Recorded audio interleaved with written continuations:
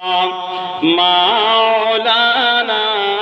محمد صلوا على محمد صلوا على محمد हर दम ज़बान से निकालो पाक नामी मोहम्मद हर दम ज़बान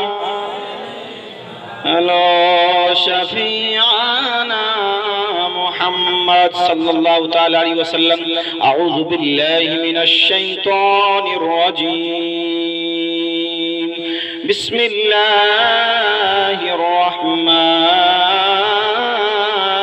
रहीम या अय्युहल्लज़ीना आमनु इत्तक़ुल्लाहा कूनू मअस-सादिक़ीन सदक़ल्लाहुल मौलानाल अज़ीम। আলহামদুলিল্লাহ, যাবতীয় প্রশংসা মহান আল্লাহ তাআলার জন্য, যিনি আমাদেরকে আজকে পবিত্র উরুস শরীফ সবাইকে একত্রিতভাবে বসিয়েছেন। আল্লাহর উপরে একবার শুকরিয়া আদায় করি, সকলে বলুন উচ্চ আওয়াজে আলহামদুলিল্লাহ। তারপরে আমার নবী, কুল কায়নাতের নবী, মক্কি কুরাইশি হিজাজি রাহমাতুল লিল আলামিন, শফিউল মুজনবিন, কালি কমলিওয়ালা, মক্কি মদনী, তাজদার আহমদী মুস্তাফা জনাবে মুহাম্মদ রাসূলুল্লাহ সাল্লাল্লাহু তাআলা আলাইহি ওয়াসাল্লামের প্রতি হাজারো হাজারো লাখো লাখো কোটি কোটি দরুদ সালাম অর্পিত হোক, বর্ষিত হোক অনন্তকাল ধরে। সকলে বলুন আল্লাহুম্মা আমিন। কালামুল মাজিদ ফুরকানুল হামিদ হইতে আমি একখানা মাশহুর ও মারুফ আয়াতে কারিমা তেলাওয়াত করেছি। আল্লাহ পাক 11 পারার মধ্যে বলছেন, ইয়া আইয়ুহাল্লাযীনা আমানু ইত্তাকুল্লাহা ওয়া কুনু মা'আস-সাদিকিন। আমার সংক্ষিপ্ত সময় মাত্র 15 মিনিট। এখানে 1 ঘন্টা 2 ঘন্টা বক্তব্য দেওয়ার মতন এখানে সময় আর নাই। বহু আলেমে দ্বীন এখানে বসে আছেন। এখানে নসিহত করার একটা জায়গা নয়, জাস্ট উরুস শরীফে শরীক হওয়া এবং ওলি আল্লাহ এবং আল্লাহ আল্লাহ রাসূলের কোনো কথা বলে সেটাকে নিজেকে গুনাহগার থেকে বাঁচিয়ে রাখা, সেখানে শরীক হওয়া, সেটাই হলো মেন উদ্দেশ্য। এই জায়গাটা একটা যেমন তেমন জায়গা নয়। আমরা যেখানে বসে আছি আল্লাহর বিশেষ রহমতের ছায়ার তলে আমরা বসে আছি। জোরে বলুন সুবহানাল্লাহ। এতক্ষণ পূর্বে আমার প্রিয় মামা জানাব ইফরাজ মামা বক্তব্য রাখছিলেন আধ্যাত্মিক জ্ঞানের কথা। খুব সুন্দর লাগছিল কথাগুলো শুনতে। দেখুন, শিক্ষা আলাদা, দীক্ষা আলাদা। মুর্শিদের যে প্রেম, সে প্রেম মুর্শিদের কাছে যাবে তবে বুঝতে পারবে। আর মুর্শিদ যে কি জিনিস, যে মুর্শিদের ভক্ত সেই বুঝতে পারবে যে মুর্শিদ কি জিনিস। আমি যাবজ্জীবন মোটামুটি কমপক্ষে 9 বছর একজন মুর্শিদের সেবা করেছিলাম। তো সেই মুর্শিদের সেবা থেকে বহু কিছু পেয়েছি, বহু কিছু নিজের চোখ থেকে দেখেছি। তো যারা বলে মুর্শিদে যেতে হবে না, মুর্শিদ কিছু জানে না, তাদের মতন জাহিল ব্যক্তি পৃথিবীতে আর কেউ হবে না। আমি কালামুল মাজিদ ফুরকানুল হামিদ থেকে আয়াত কারিমা তেলাওয়াত করেছি, ইয়া আইয়ুহাল্লাযীনা আমানু তাকুল্লাহ, হে ঈমানদারগণরা, ওয়া কুনু মা'আস-সাদিকিন, সত্যবাদীদের সঙ্গে তোমরা সঙ্গী হয়ে যাও। তো বিখ্যাত আল্লাহর ওলিদের কি কারামাত, তিনাদের কি শান, তিনাদের জবানের কি কথা, যেই জবান দিয়ে বলে ফেলবে সেটা স্বয়ং আল্লাহর জবান হয়ে যায়। একজন বিখ্যাত আল্লাহর ওলি ছিল, তিনার নাম হযরতে জামালুল আউলিয়া রাহমাতুল্লাহি তাআলা আলাইহি। তিনার মাজার শরীফ হলো উত্তর প্রদেশে মারহুরা শরীফে তিনার মাজার। তো এরকম প্রত্যেক মুরিদ দ্বন্দ্বকে নিয়ে বসে আছেন, পীর মুর্শিদ আলোচনা করছেন, শিক্ষা দীক্ষার বিষয় নিয়ে মারিফতি আধ্যাত্মিক জ্ঞানের কথা আলোচনা করছিলেন। করতে করতে একজন ব্যক্তি মুরিদ দাঁড়িয়ে বলল, হুজুর, আমাদের মসজিদে এখন পর্যন্ত হাফেজ ঠিক হয়নি। আমাদের মসজিদে প্রতি বছর খতমুল তারাবিহ হয়, কিন্তু এই বিষয় দুঃখের বিষয়, এখন পর্যন্ত হাফেজ হয়নি। মাত্র 2 দিন বাকি, আর বেশি দিন নাই, 2 দিন বাকি, এর মধ্যে হাফেজ মনে হয় এখন আর পাওয়া যাবে না। পীর মুর্শিদ হযরত জামালুল আউলিয়া বললেন, হে মুরিদ, তুমি যাও, কাল সকালবেলা উঠে ফজরের নামাজ আদায় করার পরে পরে রাস্তা দিয়ে বেরিয়ে যাবে, যার সঙ্গে তোমার প্রথম সাক্ষাৎ হবে তাকে তুমি আমার বারগাহে নিয়ে আসবে। সেই ব্যক্তি মুরিদ। তখন তার পরের দিন হলো ফজরের নামাজ আদায় করলো, আদায় করার পর রাস্তা দিয়ে বেরিয়ে গেলেন। যাওয়ার পরে চলতে চলতে চলতে রাস্তার মধ্যে এক পুরোহিত পণ্ডিতের সঙ্গে দেখা হয়ে যায়। একবার জোরে বলবেন না সুবহানাল্লাহ। এবারে যখন পুরোহিতের সঙ্গে পণ্ডিতের সঙ্গে দেখা হয়, পণ্ডিত ধুতি পরে বাম হাতে থালা নিয়ে ডান হাতে ঘন্টা নিয়ে আপনার মন্ত্র পড়তে পড়তে মন্দিরে পূজা দিতে চলে আসছে। আর সেই মুহূর্তে সেই মোমেন্টে হযরতে জামালুল আউলিয়া রাহমাতুল্লাহি তাআলা আলাইহি এক যোগ্য বিজ্ঞ একজন মুরিদ তিনার সঙ্গে দেখা হয়ে গেল। দেখা হয়ে যাওয়ার পরে তিনাকে দাঁড় করালেন, দাঁড় করিয়ে বলছে দাঁড়াও, তোমাকে আমার হুজুরের দরবারে যেতে হবে। সেই পণ্ডিত বড় আফসোস করে বলছে, বড় দুঃখ কষ্ট করে বলছে, কি ব্যাপার, আমি পণ্ডিত মানুষ, পুরোহিত মানুষ, তুমি একজন মুসলমান, মুখে তোমার দাড়ি, মাথায় তোমার সুন্নাতের টুপি, তুমি কি সুন্দর লেবাস পরে আছো, আমি হিন্দু মানুষ, তুমি আমাকে ডাকছো, তোমার মুর্শিদের দরবারে যেতে বলছো, কারণটা কি একটু বলতে পারো? তিনি বললেন, শোনো, আমার মুর্শিদের আদেশ, তোমাকে আমার মুর্শিদের কাছে যেতে হবে। আহা, মুর্শিদের কি শান, মুর্শিদের কি শান শওকত। তিনি দেরি না করে সঙ্গে সঙ্গে মন্দিরের পূজা বন্ধ করে দিয়ে সেই দিকে যাওয়া বন্ধ করে দিয়ে সেই মুরিদের সঙ্গে চলতে থাকলো। সেই মুরিদের সঙ্গে আসলেন হুজুরের দরবারে, জামালুল আউলিয়ার দরবারে। আসার পরে জামালুল আউলিয়া রাহমাতুল্লাহি তাআলা আলাইহি বসেছিলেন চেয়ারের মধ্যে। তখন সেই ব্যক্তির সামনে নিয়ে আসলেন, বলছে হুজুর দেখুন আপনার সামনে আমি, আপনি যে বলেছিলেন যার সঙ্গে প্রথম সাক্ষাৎ হবে সেই ব্যক্তিকে আমার সামনে নিয়ে আসবে। হুজুর আপনার কথা হিসাবে, আপনার কথা মোতাবিক যাকে আমি প্রথম সাক্ষাৎ হয়েছিল আমি তাকে আপনার দরবারে নিয়ে চলে এসেছি। তখন হযরতে জামালুল আউলিয়া নিজের পাক জবানে বলছে, হে আমার মুরিদ, তুমি কাকে নিয়ে এসেছো?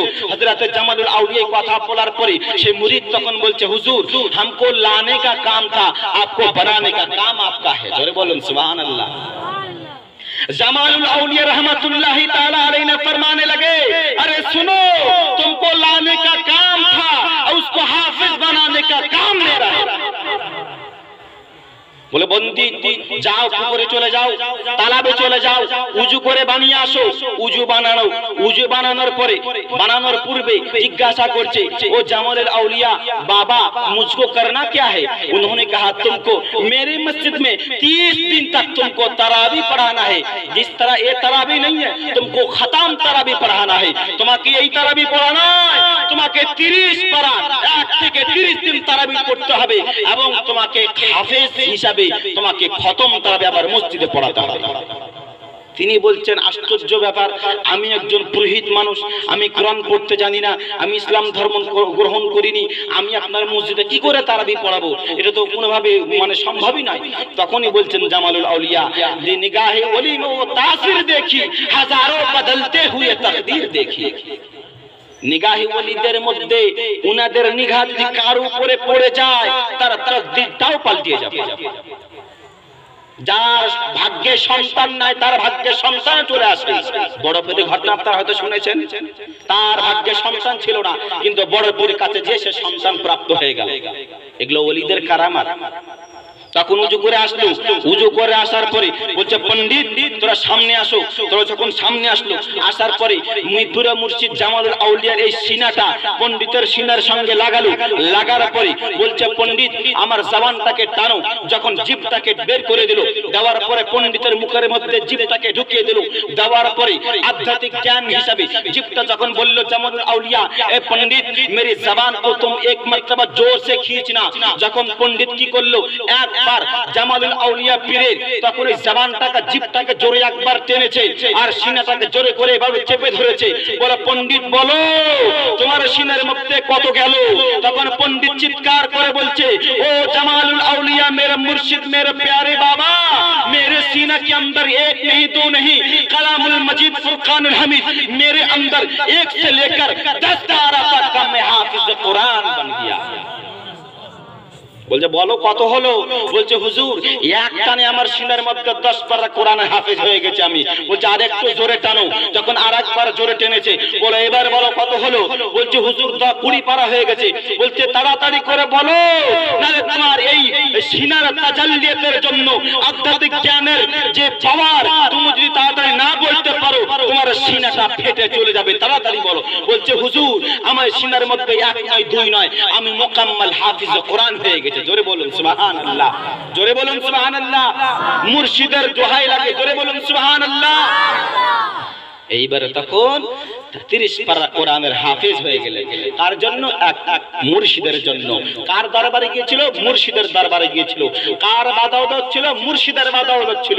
তো জিনিসটা করলো কে? হিন্দু থেকে হাফেজ বানিয়ে দিল, আপনার পুরোহিত থেকে হাফেজ বানিয়ে দিল। তো মুর্শিদরা যা কিছু করতে পারে, ওনার জবানটা জবান থাকে, কিন্তু জবানটা কার থাকে? আল্লাহর জবান হয়ে যায়। তো যারা মুর্শিদ চেনে তারা সব কিছু চিনতে পারবে।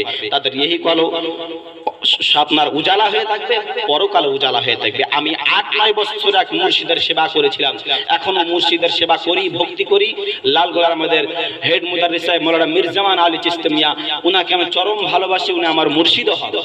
তো উনার বহু বহু কারামাত আছে, উনার বহু মুরিদি আছে। উনার জগত আপনার কাপড় চোপড় প্রতি শুক্রবারে পরিণত আমি উনাকে গোসল দেওয়াতাম। জুমার নামাজ পড়তে যাবেন, নামাজ পড়ার পূর্বে গোসল করবেন মাদ্রাসাতে, করার পরে উনি জুম্মায় চলে যাবেন। তো প্রতি শুক্রবার গোসল আমি করতাম, পানি গরম করা থেকে নিয়ে লুঙ্গি কাঁচা থেকে নিয়ে সব কিছু রেডি আমি করে দিতাম। তো আমার কাছে আমার বাক্স তো কমের পক্ষে 8টা 9টা করে লুঙ্গি থাকতো কুনার। প্রতি জুম্মায় আসবে, পড়বে, আবার জুম্মায় যাবে। তো সেই দিন আমার কাছে আল্লাহু আলাম আমি বাক্সটাকে ভালো করে দেখলাম যে একটাও লুঙ্গি নাই, একটাও নাই, একটাও নাই। 8টা লুঙ্গি প্রতি সপ্তাহে থাকে, কিন্তু সেদিন একটাও নাই, সব পরে পরে শেষ হয়ে গেছে, কাঁচা হয়নি। এবার আমাকে হুজুর ডাকলো, হানিফকে ডাকো তো। আমি আসলাম, জি হুজুর বলেন। বুঝে যাও তুমি লুঙ্গি নিয়ে আসো, গোসলে যাবো, আমি জুম্মায় যাবো, রেডি হয়ে যাবো। গেলাম, যাওয়ার পরে বাক্স খুলে দেখি একটাও লুঙ্গি নাই। খবরটা এসে হুজুরকে দিলাম, হুজুর একটাও লুঙ্গি পেলাম না। হুজুর বলছে আরে যাও, আছে লুঙ্গি আছে বাক্সতে, যাও। তা বলি হুজুর ভালো করে দেখে আসলাম। তুই যা তো লুঙ্গি আছে দেখ যে। আবার গেলাম, 1 নয় 3 বার দেখেছিলাম লুঙ্গি দেখার জন্য। বাক্সটাকে প্রত্যেকটা জিনিস, মাদ্রাসা পড়াকালী বাক্স কেমন জিনিস থাকবে, এখানে তলবে আলিমরা বসে আছে তারাও জানে, প্রত্যেকটা জিনিসকে মানে তন্ড তন্ড করে বের করে ফেললাম। লুঙ্গি নাই, লুঙ্গির কোনো বংশই নাই। আবার আসলাম ঘুরে হুজুরের কাছে, হুজুর লুঙ্গি নাই। বলছে তুই এবার যা, এবার লুঙ্গি পাবি, যা। আমি বললাম আজব ব্যাপার, আমাকেও রাগ লাগছিল যে 3 বার 4 বার বারবার দুতলার উপরে যাওয়া উঠা। আমি বলছি হুজুর এবার কিন্তু আমি লাস্ট যাবো, আর কিন্তু যাবো না। বলছি তুই যা, এবার লুঙ্গি পেয়ে যাবি, যা। আল্লাহু আলাম। এবার কি করলাম, আবার রাগ করে উপরে চলে গেলাম, বাক্স আবার খুললাম। খোলার পরে দেখছি 9টা লুঙ্গি উপস্থিত হয়ে গেছে। জোরে বলুন সুবহানাল্লাহ। তো মুর্শিদের কি কারামাত, আরো বহু কিছু কারামাত ছিল, সেগুলো বলার মতো আপনার সময় নাই।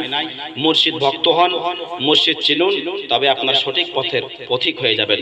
যাক, বলার মধ্যে কোনো রকম ভুল ত্রুটি ক্ষমা প্রার্থী। আমা আলাইহিল বালাগ ওয়া আখিরু দাওয়ানা আলহামদুলিল্লাহি রাব্বিল আলামিন। আসসালামু আলাইকুম ওয়া রাহমাতুল্লাহি ওয়া বারাকাতুহু।